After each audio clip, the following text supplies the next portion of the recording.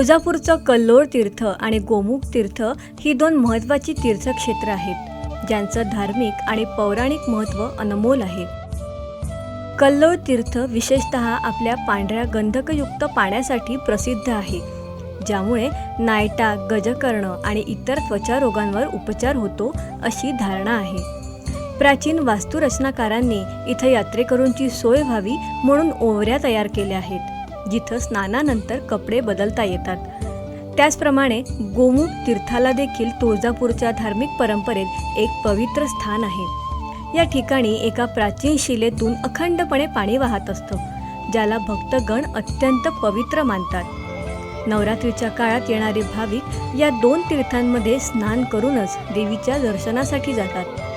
धर्म आणि शास्त्राचा संगम असलेल्या या तीर्थांच्या परंपरेमुळे केवळ धार्मिकता नाही तर आरोग्यदायी फायदेही मिळतात, ज्यामुळे प्राचीन श्रद्धा आणि विज्ञानाची किमया आजही अनुभवता येते.